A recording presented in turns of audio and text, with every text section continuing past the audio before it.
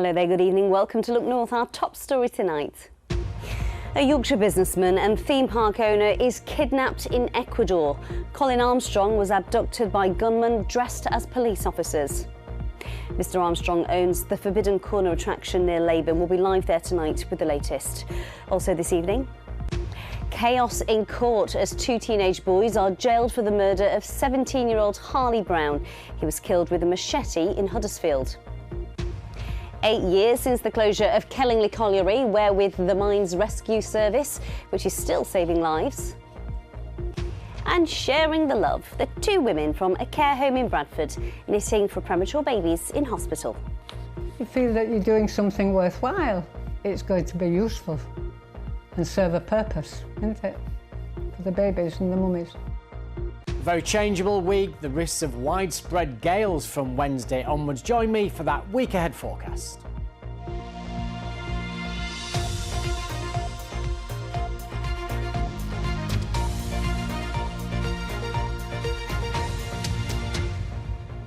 Hello there, hope you had a lovely weekend. First tonight, a businessman and owner of a popular tourist attraction in North Yorkshire has been kidnapped in Ecuador.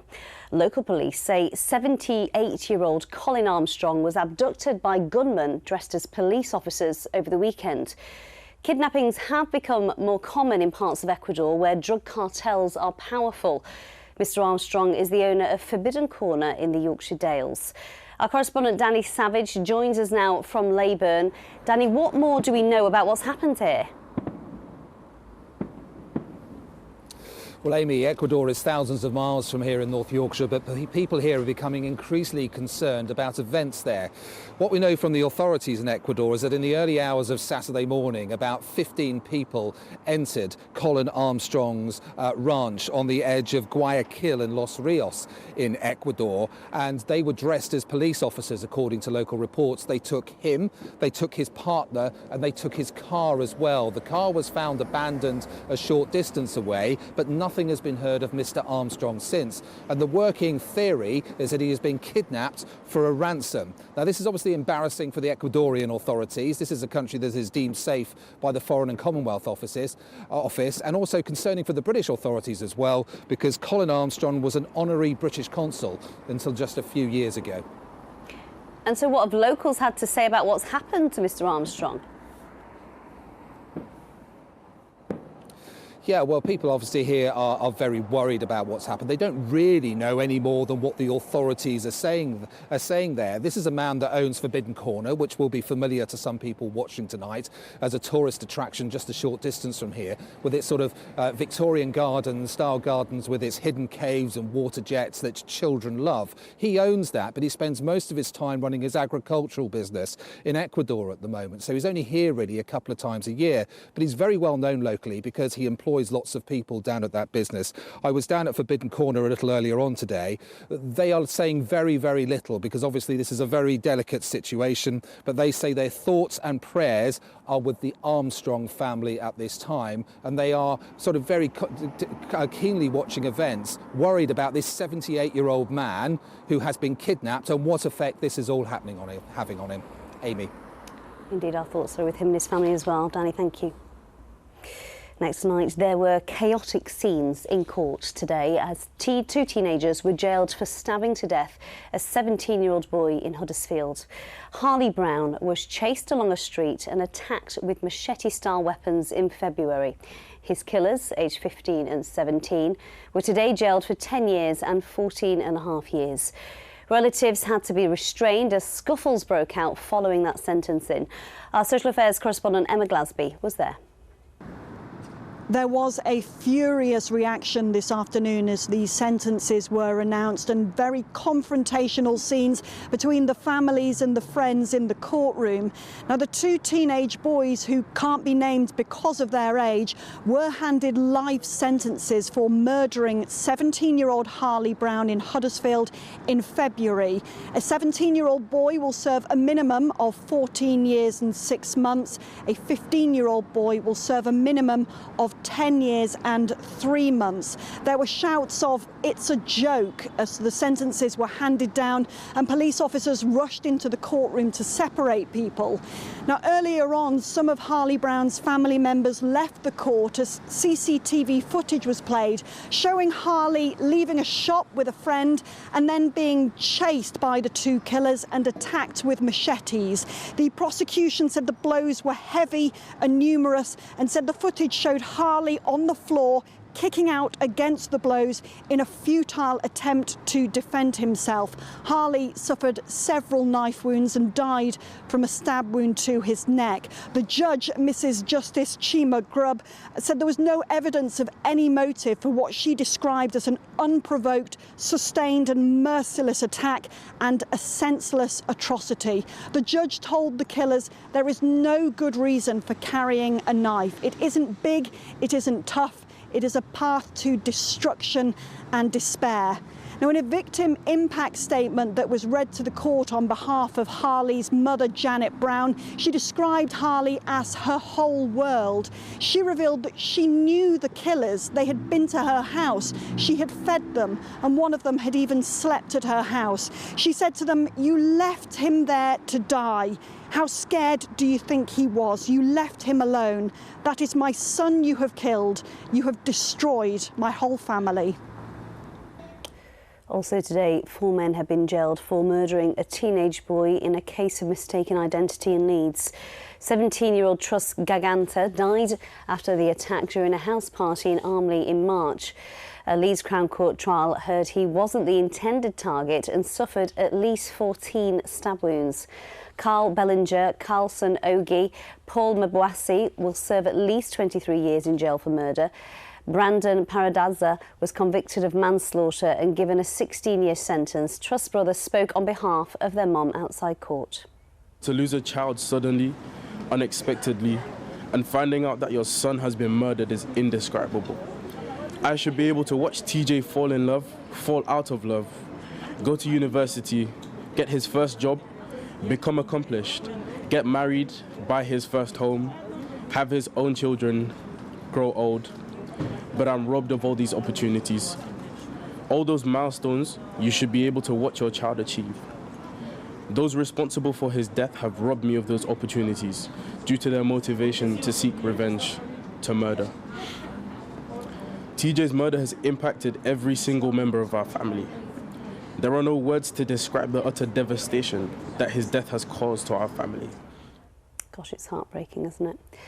Let's take a look at some other stories coming into the newsroom now. The Conservative MP for Penistone and Stocksbridge, Miriam Cates, is being investigated by the Parliamentary Standards Watchdog. She's facing claims that she's caused significant damage to the reputation of the House as a whole or its members generally. It's not yet known what the investigation relates to, and no one, including Miss Cates, can discuss it until the inquiry has finished. Sheffield United says an investigation into the events leading up to the death of footballer Maddie Cusack has found no evidence of wrongdoing at the club. Cusack, the first player to reach 100 appearances for the Blades, was found dead at home in September at the age of 27. Police did not treat her death as suspicious. Today, the club said they would consider how processes and policies may be improved. An inquest into Cusack's death was opened and adjourned in October. Now, a £22 million scheme to protect homes and businesses from flooding in the Calder Valley has been unveiled in Brickhouse today. The Mayor of West Yorkshire was among those visiting the Biffa waste management site on the banks of the River Calder, which will improve to reduce the risk from flooding in future. Phil Bodmer reports. Images forever ingrained in the minds of the residents of the Calder Valley. 8 years ago this Christmas, thousands of homes and businesses were destroyed by the worst flooding in living memory. Today, the Mayor of West Yorkshire visited the banks of the River Calder in Brickhouse to announce a scheme which will better protect businesses and homes from flooding in future. We're launching £22 million worth of investment in a number of projects, working with partners such as the Environment Agency and Calderdale Council. What used to be a catastrophic emergency, once in a lifetime flooding disaster, has become far too often every 2 years. So we have to intervene and protect the public. Alongside the work in Brickhouse, the National Trust is also carrying out soft engineering further upstream. The leaky dams will act to hold back water in high flow events, and one dam on its own isn't going to do all that much and have much benefit downstream, but if we install 3,500 across the catchment, the amount of water that they can hold back during the high flow events we experience can be really, really significant. The project is part of a wider 5-point plan to grow the region's economy, improve public transport and develop a more sustainable future. Phil Bottomer, BBC Look North, Brighouse. The Labour leader, Sir Keir Starmer, visited St James's Hospital in Leeds today to see how weekend working is helping more patients receive planned operations. Now, Sir Keir met surgical staff as he spoke about his party's ambition to cut waiting lists by working throughout the week. The Labour Party says the policy will be funded by abolishing non-dom tax status, but the Conservatives say those sums don't add up. Our health correspondent Jamie Coulson was there for that visit as well. Jamie, just remind us, why was the Labour leader here? Yeah, well, Sir Keir came to Leeds because he wanted to see how weekend working and talk more about their plans as a way of reducing backlogs. Now, he chose the colorectal surgery unit at St James's Hospital because this is a way of working they've been doing now for some time. And in fact, this financial year, they've already carried out 191 procedures on weekends, which is just over 15% of their workload there. Of course, there are questions about how easy it would be to scale this up across the wider NHS, but Labour believe it could be one way of reducing those backlogs. What I learned from the team we saw here in Leeds this morning is that they are willing to volunteer. The whole team were volunteers. Obviously, we need the resource to pay for that, which is why we get rid of the non-dom status to make everybody pay their tax in this country. But they're not only pleased to volunteer, they were proud of the fact that they were coming in on Saturdays to do operations right here in this hospital. Of course, there are questions about how it would be staffed and how it would be paid for. Now, Labour say this would be staffed by volunteers who would receive overtime, and that would be paid for by abolishing non-dom tax status. However, the Conservative Party have responded by saying that Labour claim 5 different ideas can be funded from scrapping one tax status, and they go on to say there is a limit to how many times they can copy and paste the same policy. Another busy week for the NHS, James. More doctors' strikes planned. That sets things back again, doesn't it? It does, yes. There's another junior doctors' strike that starts on Wednesday this week. That will last for 3 days. That's followed by another junior doctors' strike on the 3rd of January. That's going to last for 6 days. Both of those are likely to cause disruption. Potentially the one in January is more worrisome because it is longer and it lands in a week that is traditionally one of the busiest in the NHS calendar. Jamie, thank you. Now, it's 8 years to the day since the final shift finished at Kellingley Colliery. But when the coal mine itself closed, the mine's rescue service, that stayed open and adapted. And while it might not be running rescue operations deep underground anymore, it's definitely still saving lives today. Beth Parsons has been for a look. Working down a mine, it's a remote place. It's deep, it's dark, it can be cold, it can be hot. Can be several kilometres away from the point of what you'd call fresh air. Coal mines are dangerous places to work. If anything goes wrong underground, like a fire, gases are present, or inrushes of water, for instance, or roof falls, then obviously they need specialist help to be able to go and assist at those mines. 8 years ago, the final shift ended at Kellingley Colliery, and it was demolished 2 years later. After 120 years of the Mines Rescue Service, they had to evolve and became MRS Training and Rescue. So this, Beth, is our outdoor, it's a medium risk and high risk confined space rig. Yeah. We can fill this particular rig with smoke, we can create falls of ground, there's access tubes and really small openings to get through.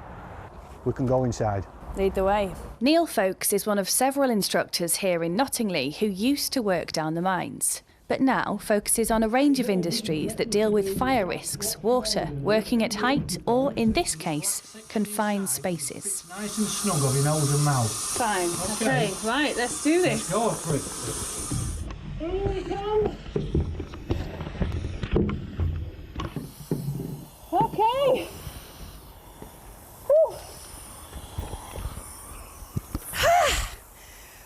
Billy said earlier what he looks for in someone who is on a rescue team is that they stay positive and that they're caring for others. But I can see if you were in tight spaces like that, positivity might be a little bit tough. Halfway down, you should be able to see it on the camera as well. The facilities here are now used to train whole teams of people working in high and medium risk industries. The heavy industry type things are things like the utility sector.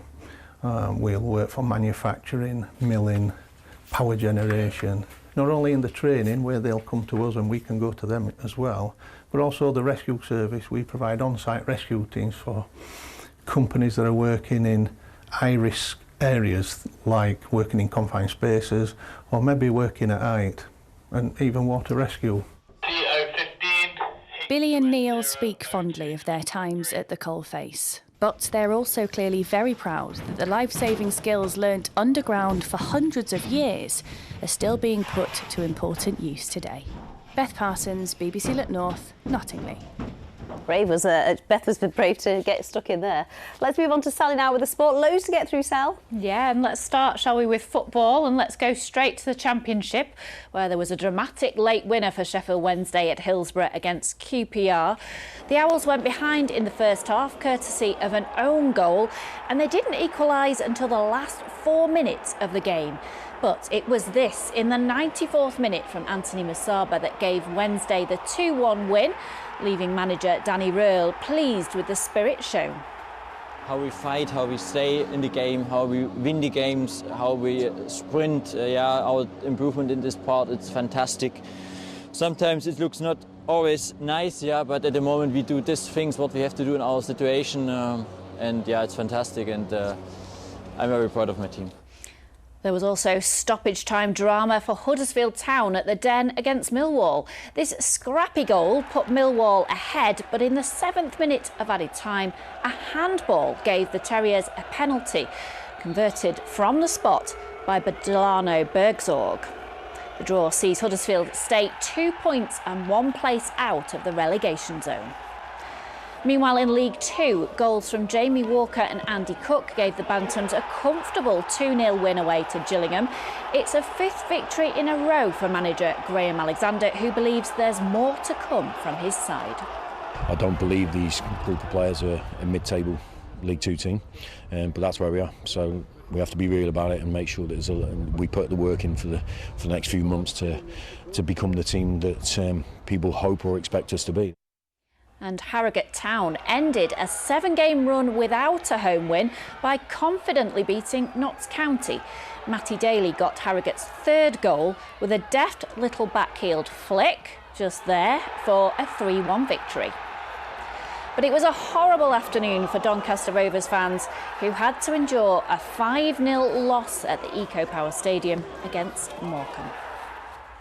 Now in boxing, Rotherham's Junaid Boston made his US fight debut with a win over Detroit's Gordy Russ. All 3 judges voted for Boston to win the fight after 8 rounds. Speaking on social media afterwards, Boston said that he didn't feel he'd performed at his best, but had learnt a lot from being out in Arizona. Meanwhile, flyweight Sonny Edwards, who trains at the same Steel City gym, lost his IBF world title after he was beaten by Jesse Bam Rodriguez. And in ice hockey, the Sheffield Steelers had a perfect weekend, winning on Saturday and Sunday to extend their lead at the top of the Elite League. The Steelers ran away with an 11-goal thriller against the Five Flyers on Saturday night to beat them 7-4, and then travelled to Dundee on Sunday for a 5-0 victory over the Stars. And those soft toys being thrown onto the ice there are part of the team's annual Christmas gift appeal for children, the Teddy Bear Toss. There you go. Loads of teddies there. How lovely. Thanks, Sal. Now, a year ago, we spent a lot of time reporting from Stannington in Sheffield. You may remember as shocked residents had water pouring out of their gas hobs and appliances. 3,000 homes were affected at the time, and it took several months for everything to be sorted out. Well, locals are now hoping for a more straightforward Christmas this year, starting with a live nativity pub crawl. Sounds right up my street. Tom Ingle is there for us now, a man who's never afraid to make a donkey of himself. Pardon the pun. Yes, it's that time of year, Amy, where we get to shout, "Cue the donkey," and no one is being rude about a Look North presenter. We are here in Stannington, and when you see Look North reporting on this event, you know it is time to immediately rush to the kitchen, put the sprouts on, and they'll be ready for Christmas Day. Look at the effort they have gone to this year. They have pulled out the stops. We have sheep, we have shepherds, we have angels with tinsel, and we have Jojo the donkey, who's got a very natty line and little hoof warmers there. Putting this moving menagerie together is the Reverend Alison Cook. Alison, we come here every year and it's always a fantastic event. So tell me, why is it so special? It's something that's grown up over the last 30 years and has become part of the culture of Stannington. It's fabulous to do, and it's absolutely wonderful when you see people's responses as well. And you'd go from pub to pub to pub. The community bonding must be very important, particularly a year on from that dreadful gas catastrophe. Yes, well, this time last year, I think we'd all just been reconnected, and it was Cadent were busily filling in holes in the road so that we could get round safely. This year's been a lot more straightforward. I'm just stealing Jojo's limelight here. Sorry, Jojo. Let's get to Matt now. Matt, you're playing Joseph this year. Yep. Is this your baby Jesus? Yes, this is my baby Jesus, or baby Phoebe as we like to call her. Yeah, she's out past her bedtime tonight, but we hope she's going to do a good enough job walking. Is she going to behave herself? We hope so. We'll see. Is she used to having mulled wine in several pubs at 3 months old? Oh, not yet, but you know, anything's possible at Christmas. And we'd also like to meet Mary. Mary is played by Olivia. Now, just a few years ago, you were an angel, so you have graduated from Angel Show at school to reach the top-notch billing. Are you excited? Very excited. 12-year-old Olivia's very happy. To finally make Mary. What part of the evening do you enjoy the most?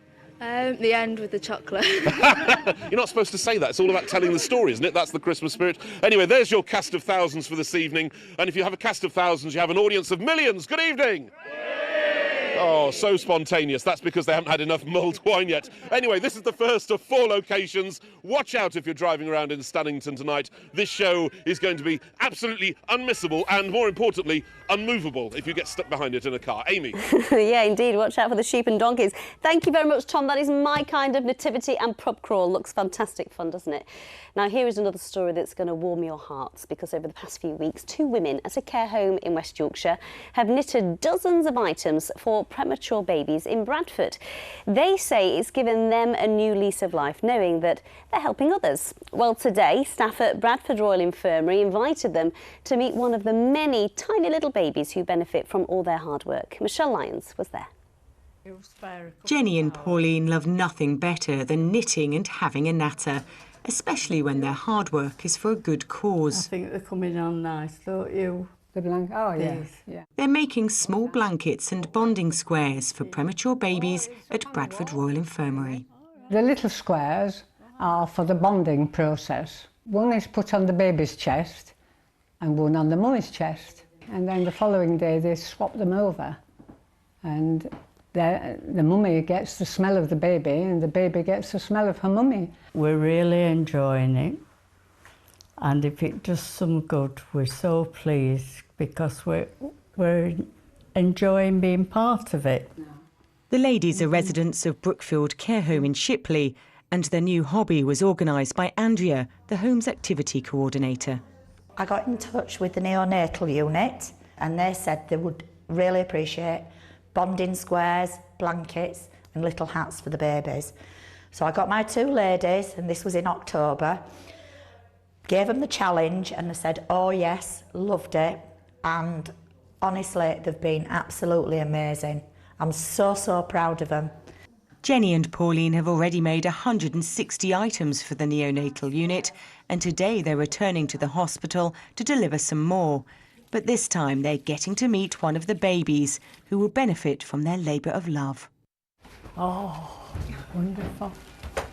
Oh, oh, she's absolutely beautiful. Isn't she sweet? Baby Romy Ray was born at 26 weeks and has been in hospital for almost 2 months. I'd hoped to have her home for Christmas, but they'll just take every day as it comes. Bless her. Oh, she's absolutely beautiful. Yeah, it's a really good thing to have. There's women doing things for babies that are in need. It means a lot, doesn't it? Because they're just going out of the way, they're just spending their own quality time and putting it into these babies. Wonderful. Amazing. Just amazing. Wonderful. To see her with her daddy. It was lovely to see the reaction of the ladies, and obviously they're doing something that just means so much to them, but also is so valuable to our families as well. Really heartwarming. It's been an emotional day for Jenny and Pauline, but one that makes all their hard work worth it. Thank you very much. Beautiful. Michelle Lyons, BBC Look North, Bradford. An emotional day for us watching it as well. How beautiful. Keep up the good work, ladies. Hello, Mr. Hudson. Hello. You're used to having little babies around, aren't you? Yes, How's that's right, she getting David. on? She's absolutely fantastic, thank you very much. We saw lots of this sky over the weekend, and the children asked me what it was, and I said, I don't know, I'll ask Paul. Well, white light consists of red, orange, yellow, green, blue, indigo and violet, and it's all the colours other than reds and yellows are scattered away. Now, your daughter did ask you a very good question. She said, is that caused by pollution? She did. Well, it's one of the contributory factors, so she, you know, she can go to the top of the class. She's a bright smart like a mother. Now then, this is Doncaster Rovers. Is it the Keepmoat Stadium or has it changed? I don't know. But anyway, look at the sky. That was Saturday afternoon. I think Doncaster lost 5-0, but we won't dwell on that one. And this was Kirkburton near Huddersfield, another beautiful sky. In fact, this was mirrored right across Yorkshire this weekend. Beautiful stuff. Keep the pictures coming in on Twitter, on Instagram and on the Weather Watcher website. So the headline for tomorrow is an improving one. After early morning rain clears out of the way, skies will brighten with some sunshine. And I think the main feature actually this week will be the strength of the wind. There's a warning in place from the middle of the week, and it's easy to see why. Just look at how tightly packed together these isobars are. In this sort of setup, we could well see wind speeds reaching 70 miles an hour across the Pennines, and a gradual tilt in the isobars brings somewhat colder air in later in the week. Nothing overly cold, but it will be a chillier but brighter end to the week to come. So it's all happening.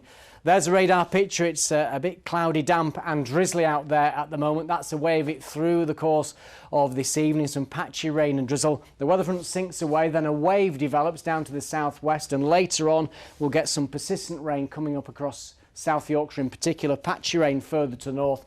At least it's another mild one with temperatures coming in at 8 or 9 degrees. Tomorrow's high water times in Scarborough at 9 o'clock, Bridlington 27 minutes past 9. So it's a cloudy, damp start, but as you can see, the patchy rain clears away quite smartly during the morning. Clearer skies filtering down from the northwest, so it does improve quite nicely. The afternoon, apart from 1 or 2 showers across the South Yorkshire Pennines, looks dry with some sunshine. Temperatures still mild at around about 10 Celsius or 50 Fahrenheit. Widespread gales developing midweek, but at least it turns brighter later in the week. That's the forecast. It's the Eco Power Station, Stadium even, not station, Eco Power Stadium in Doncaster. Right, OK, I stand corrected. For future reference, Yeah, right. There we go. That's it from us, but Mark Ansell will be here with your late news tonight. Hope you can join in then. Bye-bye for now.